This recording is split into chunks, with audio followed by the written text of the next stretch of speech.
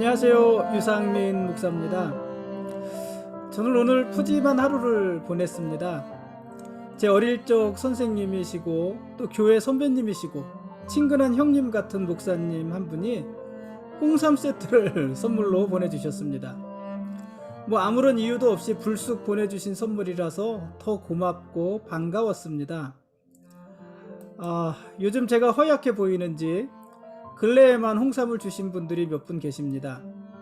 제조사도 다르고 포장 형태도 다 다릅니다.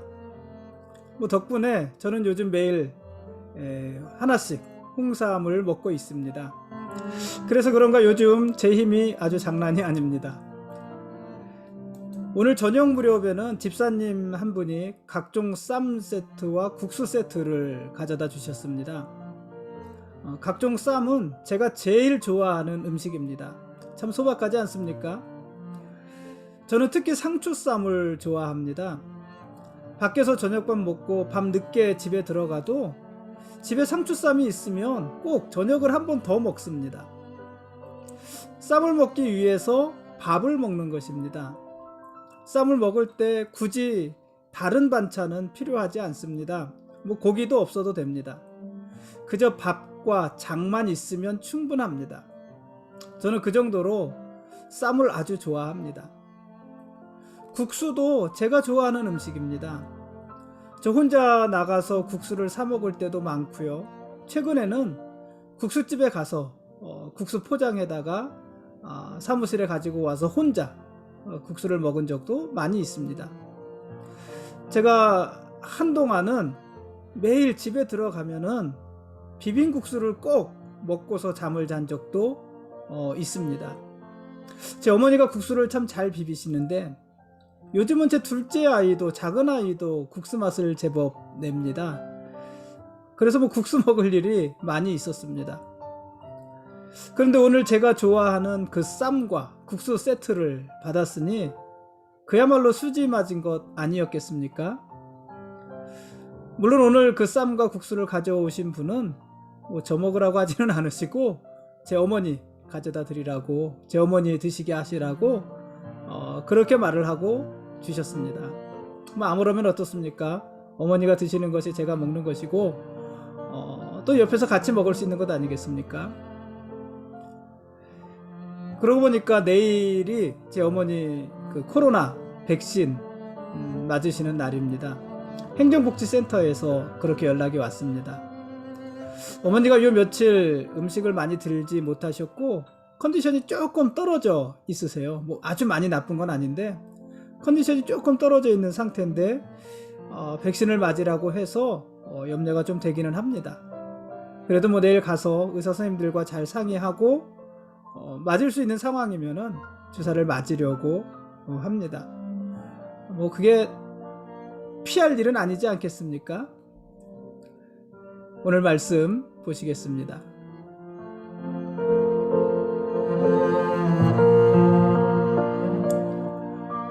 오늘 읽을 말씀은 사무엘상 8장부터 10장까지 말씀입니다.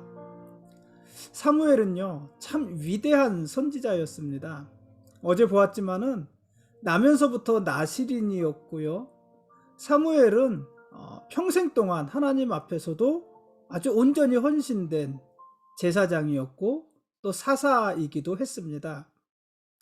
사무엘은 이스라엘의 초대 왕인 사울에게 기름을 부었고 이스라엘의 가장 위대한 왕인 다윗에게도 기름을 부었습니다. 그러니까 사무엘의 손에서 이스라엘의 초대 왕도 세워지고 이스라엘의 가장 위대한 왕도 세워진 것입니다. 얼마나 대단한 일입니까? 그러나 이런 대단한 사무엘도요, 어쩔 수 없는 문제가 있었습니다. 뭐였을까요? 그게 바로 자식 문제였습니다. 사무엘에게는 두 아들이 있었는데 장자의 이름은 요엘이고 차자의 이름은 아비야였습니다. 이들은 모두 브엘세바에서 사사가 되었습니다. 그러니까 아버지가 사사기 때문에 그 아들들이 사사가 된 겁니다. 그러니까 아버지의 자리를 이어받은 것입니다. 그런데 이 두 아들, 사무엘의 두 아들은 아버지의 자리를 이어받기는 했지만 아버지의 행위를 이어받지는 못했습니다. 이들은 악한 사사들이었습니다. 악한 자들이었습니다. 이 사무엘의 두 아들은 자기들의 이익을 따라서 뇌물을 받고 판결을 굽게 하는 그런 사람들이었습니다. 이런 아들들의 모습을 보면서 사무엘은 특히 마음이 아프고 두렵고 고민스럽지 않았을까요? 왜냐하면 이 사무엘은 어려서부터 엘리 제사장의 두 아들의 악행을 보았잖아요. 그렇죠? 엘리 제사장의 두 아들의 악행을 보았고 하나님께서 그 아들들을 또 엘리 제사장을 어떻게 심판하시는지 사무엘이 다 보았지 않습니까? 심지어는 하나님께서 엘리 제사장을 향하여 어떤 심판의 저주의 계획을 가지고 계신지를 사무엘의 입을 통해서 엘리 제사장에게 말씀하셨잖아요. 이런 모든 과정을 사무엘이 보고 또 참여를 했던 것입니다. 근데 지금 자기의 두 아들들이 엘리 제사장의 두 아들들처럼 악한 일을 행하고 있는 것입니다. 그 모습을 보면서 사무엘은 얼마나 두렵고 얼마나 안타깝고 얼마나 마음이 아팠을까요? 그런데도 어쩔 수 없었던 거예요. 참 자녀들의 문제, 자식들의 문제가 그렇습니다. 어떻게 할 수가 없는 그런 부분들이 있지 않습니까? 사무엘에게도 그랬고, 그래서 어쩌면 사무엘에게는 그 자식들이 가시가 아니었을까, 이런 생각이 들기도 합니다. 어쨌든 그래서 이 사무엘의 두 아들들은 이스라엘 백성들의 신임을 받지 못했습니다. 그리고 이스라엘 백성들이 하나님께 나와서 왕을 세워주시기를 요구하는 직접적인 빌미가 되는 것이었습니다. 흔히 자리가 사람을 만든다고 하지 않습니까? 자리가 사람을 만든다. 사람이 조금 부족해도 자리에 올라가면 그 자리에 맞는 사람이 된다. 뭐 이런 의미의 말 아니겠습니까? 그런데요, 꼭 그런 것만은 아닙니다. 반대로 자리가 사람을 망치는 경우도 많이 있습니다. 분수에 넘치는 자리는요, 위험한 것입니다. 사무엘의 두 아들들이 그랬고 엘리의 두 아들들이 그런 것 아니었겠습니까? 그들은 제사장이 될 만한 자들, 사사가 될 만한 자들이 아니었는데 아버지의 뒤를 이어서 그 자리에 올라갔고, 힘은 있는데, 권력은 있는데 자질은 되지 못하니 그 권력으로 온갖 악행만을 저지른 것입니다. 그러니까 자리가 사람을 만들기도 하지만 자리가 사람을 망칠 수도 있는 것입니다. 그러므로 여러분, 당장 높은 자리, 좋은 자리만 너무 욕심내지 마십시오. 높은 자리가 우리를 망칠 수도 있다니까요. 그러니까 당장 높은 자리, 좋은 자리만 욕심내지 마시고 어떤 자리라도 감당할 수 있는 실력과 자질을 먼저 준비하십시오. 준비되지 않은 사람에게 높은 자리는 오히려 그 사람을 해치는 독이 될 수가 있는 것입니다.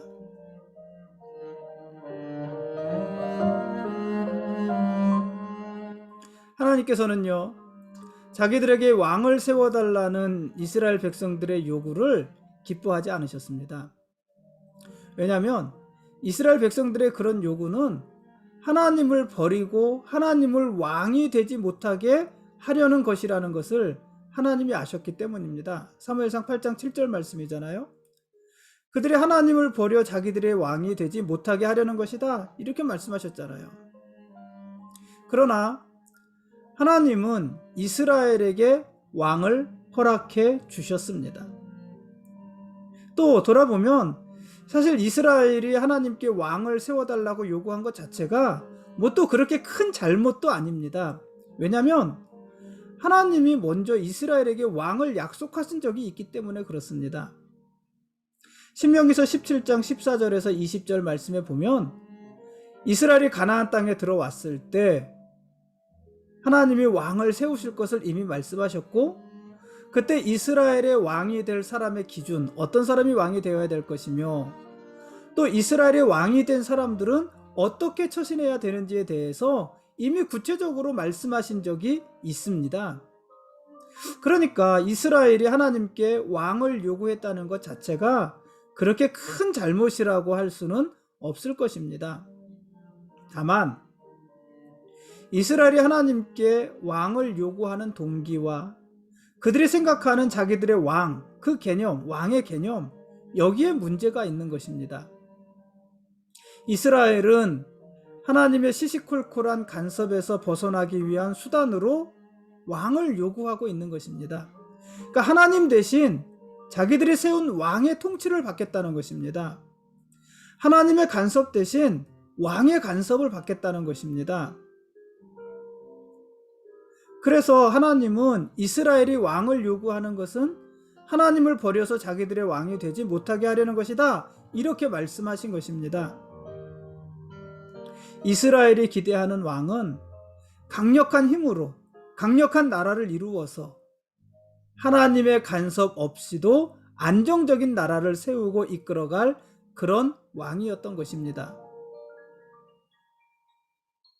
기가 막히지 않습니까? 그런데요, 이런 이스라엘의 요구는요, 이후로도 아주 오랫동안이나 반복되며 지속됩니다. 예수님 당시에 이스라엘 백성들은 예수님을 메시아로 인정하지 않았습니다. 왜 그랬습니까? 왜 예수님을 메시아로 인정하지 않았을까요? 예수님은 자신들이 기대하던 메시아의 모습과 너무 달랐기 때문입니다. 이스라엘이 기대했던 메시아는 군사적인 메시아였습니다. 정치적인 메시아였습니다. 이스라엘이 기다렸던 메시아는요, 군마를 타고 예루살렘 성에 입성하셔서 강력한 로마 정부를 무너뜨리고 다윗 시대의 영광을 재현한 강력한 이스라엘 나라를 이룰 그런 메시아였습니다. 정치적인 메시아였고 군사적인 메시아였습니다. 그게 이스라엘이 기다리던 메시아였습니다. 그런데 메시아라고 오신 예수님은 그런 이스라엘의 욕구를 하나도 충족시켜주지 못했습니다. 물론 보리떡 5덩어리와 2마리로 5,000명을 먹이기도 하시고, 병든 자를 고치기도 하시고, 풍랑이를 걷기도 하시고, 그래서 기대를 한껏 부풀려 놓기는 하셨지만 실질적으로 이스라엘의 기대를 충족시켜주지는 못하셨습니다. 예수님은 군마 대신 나귀 새끼를 타셨습니다. 예수님은 칼과 창을 드시는 대신 자기 몸을 십자가에 내려놓으시고 그 위에 못 박혀 죽으셨습니다. 그런 모습은 이스라엘이 기대하던 메시아의 모습이 아니었습니다. 이스라엘은 좀 더 힘 있는 메시아, 좀 더 능력 있는 메시아, 그런 메시아를 원했던 것이지, 그래서 자기들을 정치적으로 독립시키고 이스라엘을 다윗 시대의 그 강력한 나라로 다시 회복시킬 그런 메시아를 기다린 것이지, 연약하게 십자가를 지고 죽으시는 그런 메시아를 기다린 것은 아니었단 말이죠. 그래서 이스라엘 백성들은 어떻게 합니까? 예수님을 죽이고 다른 메시아, 자기들의 기대에 부응하는 다른 메시아를 기다리고 지금까지 기다리고 있는 것 아닙니까? 오늘 본문에서 이스라엘 백성들이 요구하는 왕도 그런 왕입니다. 이스라엘이 요구하는 왕은 사사건건 하나님의 뜻을 묻고 하나님의 말씀에 순종하느라고 시간을 지체하고 허비하고 이런 왕이 아니라 스스로 강력한 힘으로 주변 나라를 정복하고 이스라엘을 강대국으로 만들어줄 그런 왕, 그런 왕을 이스라엘은 요구하고 있는 것입니다. 강력한 힘으로 주변 나라들을 정복하고, 아직 그 시대가 오지 않았지만 다윗 시대 다윗 시대와 같은 그런 시대를 영원히 이끌어갈 그런 왕, 그게 이스라엘이 원하는 왕의 모습이었던 것입니다. 그런 왕은요, 하나님의 뜻과 맞지 않습니다.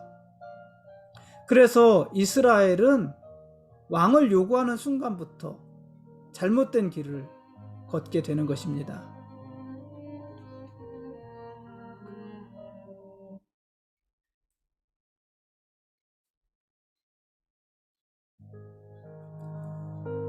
지금까지 사무엘상 8장부터 10장까지 말씀에 대한 길라잡이였습니다.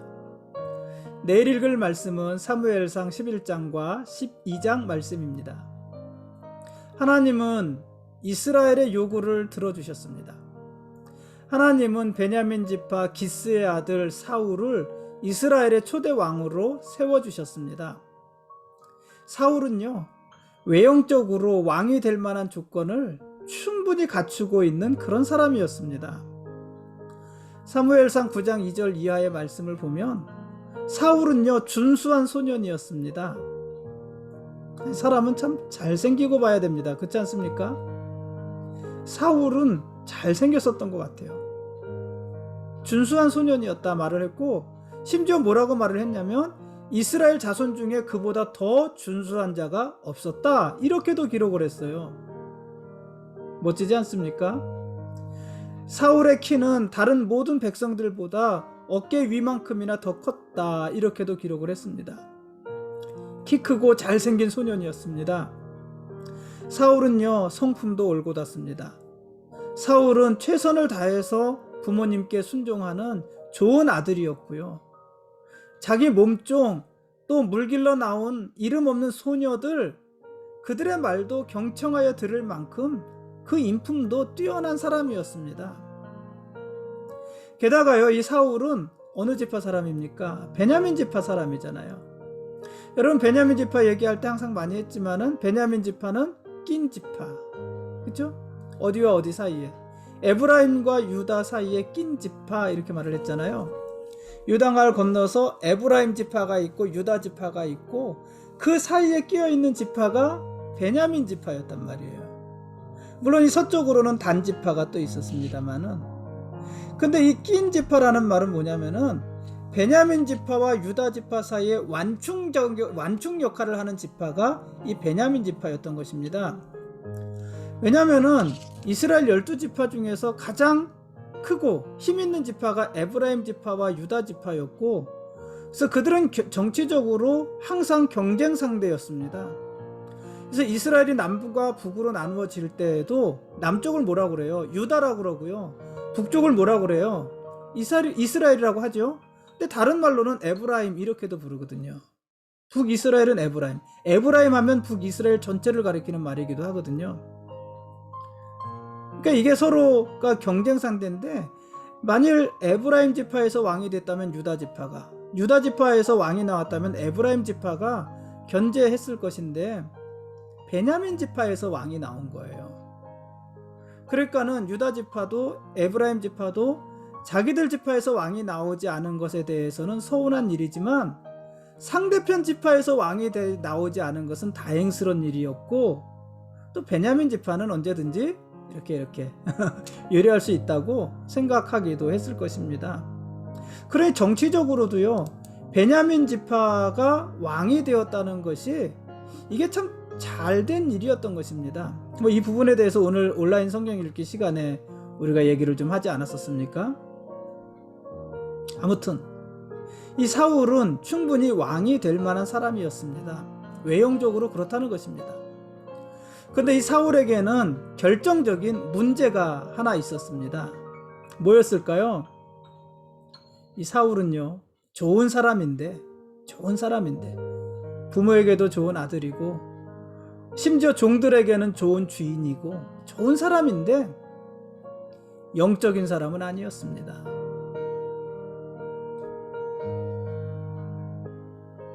몇 가지 경우를 보면은 그렇습니다. 이 사울은요, 아버지가 잃어버린 암나귀를 찾다가 찾지 못하잖아요. 그래서 암나귀를 찾지 못하니까 이제 우리 아버지가 암나귀는 고사하고 우리들 걱정하겠다 싶어서 집에 돌아갈 생각만을 합니다. 그런데 그때 사울의 사환은 뭐를 생각합니까? 선지자를 생각하죠. 그곳에 있는 선지자를 생각하고, 선지자를 찾아가면 선지자가 우리의 길을 알려줄 것이다, 이렇게 생각을 합니다. 문제를 해결해 줄 것이라고 생각을 하는 것입니다. 그러니까 이 사울은요, 자기가 거느린 사환보다도 영적인 감각이 없었던 것입니다. 영적인 감각도 없고 믿음도 없었던 것입니다. 그게 전부가 아니죠. 사무엘상 10장 1절에 보면 사무엘이 드디어 사울의 머리에 기름을 붓고 그를 왕으로 세웁니다. 그 모습이 기록이 되어져 있어요. 근데 그게 다예요. 사무엘이 사울에게 기름병으로 기름을 붓고 그를 왕으로 세우고 그게 다예요. 그게 전부입니다. 그런데 사무엘상 16장 13절에 보면 사무엘이 또 기름을 붓는데 누구에게 기름을 붓냐면 다윗에게 기름을 붓습니다. 사무엘이 다윗의 머리에 기름을 붓고 역시 다윗을 왕으로 세우는데 그때는 어떤 말이 추가되어져 있냐면은 사무엘이 다윗의 머리에 기름을 붓고 왕으로 세우자 그 즉시 그때부터 그날부터 그러니까 그 즉시 여호와의 영에 다윗이 여호와의 영에 크게 감동되었다 이렇게 기록을 하고 있어요. 어떤 차이인지 아시겠습니까? 사무엘, 똑같은 사람 사무엘이 사울과 다윗에게 각각 똑같은 기름을 부었는데 다윗은 그 순간 하나님의 영에 크게 감동되었지만 사울에게는 아무 일도 일어나지 않았다. 아무 일도 없었다. 이런 얘기입니다. 그러니까 사울은 영적인 사람은 아니었던 것입니다. 한마디로 사울은요, 사람들이 좋아할 만한 왕은 될 수 있었을지 모르지만 하나님과의 관계에 있어서는 많은 부족함이 있었던 사람이었다는 것입니다. 이런 부족함, 영적인 부족함, 영적으로 센스가 없는 것, 이런 것들이요, 그가 왕으로 있는 40년 내내 문제가 되고 그의 발목을 잡는 거잖아요. 그리고 결국 자기 왕위를 이어가지 못하고 전장에서 그 아들들과 함께 비참하게 죽는 최후를 맞이하게 하는 것 아닙니까? 여러분, 이스라엘에게는 사람 좋은 왕도 필요합니다. 사람 좋은 왕 필요하죠. 그렇지만 이스라엘에게 정말 있어야 될 왕은 하나님과 소통하는 왕입니다. 영적인 센스, 감각, 이것이 있는 왕입니다. 하나님과 소통할 수 있는 왕. 모세가 어떻게 이스라엘을 이끌었습니까? 여호수아가 어떻게 이스라엘을 이끌었습니까? 하나님과의 소통 아니었습니까? 이 부분에 있어서 사울은 부족했다 하는 것입니다. 그런데요, 그럼에도 불구하고 하나님은 사울을 왕으로 세워주셨잖아요. 왜 그러셨을까요? 그렇게 문제가 있고 부족한 부분이 있는데 왜 사울을 초대왕으로 세우셨을까요? 우리는 잘 모르지요. 다만 우리가 확신할 수 있는 것은 사울 왕의 연약함 때문에 다윗은 오히려 왕이 되었다는 것입니다. 이 부분도 오늘 온라인 성경에서 성경 읽기 시간에서 얘기를 했어요. 왜 처음부터 다윗을 왕으로 세우지 않았을까? 질문이 나왔었잖아요. 질문이 나와서 그 부분에 대해서 이야기를 했었습니다만은 사울의 연약함이 오히려 다윗이 왕이 되는 기회가 되기도 한 것입니다. 그러니까 하나님이 사울을 왕으로 세우신 것은 야, 너 그럴 줄 몰랐다. 너 이런 사람인 줄 몰랐다. 내가 실수했다. 이런 것이 아니라 하나님이 다윗을 왕으로 세우시는 그 과정 속에 한 과정으로 사울 왕도 있었던 것이다. 좀 더 넓은 의미로 그렇게 보는 것이 맞지 않겠습니까? 물론 그렇다고 해서 하나님이 사울을 소모품처럼 사용하셨다. 다윗을 위한 소모품에 지나지 않았다. 이런 말은 아닙니다. 사울에게는요, 이스라엘의 좋은 왕, 하나님 앞에 선한 왕이 될 수 있는 기회가 40년 동안이나 있었습니다. 근데 그 스스로가 그 기회를 살리지 못한 것입니다. 여러분, 가룟 유다가 예수님을 팔았습니다. 누구의 책임입니까? 이런 질문 많이 했었잖아요. 누구의 책임입니까? 하나님이 그렇게 만드셨으니 하나님의 책임입니까? 아니면 가룟 유다의 책임입니까? 가룟 유다는요, 예수님을 팔 수도 있었고 팔지 않을 수도 있었습니다. 예수님을 팔고 그는 회개할 수도 있었고 회개하지 않을 수도 있었습니다. 무슨 말이냐면 하나님의 책임이 아니라 그의 책임이라는 말 아닙니까? 마찬가지로 사울이 하나님께 합당한 왕이 되지 못하고 몰락한 것도 하나님의 책임이 아닙니다. 그의 책임입니다. 요즘 제가 조금 길어졌습니다. 제가 생각할 때 조금 긴데 조절을 좀 하겠습니다. 오늘 여기까지 하겠습니다. 여러분, 우리의 진정한 왕은 하나님이십니다. 그리고 우리는 그분의 거룩한 백성들입니다. 고맙습니다.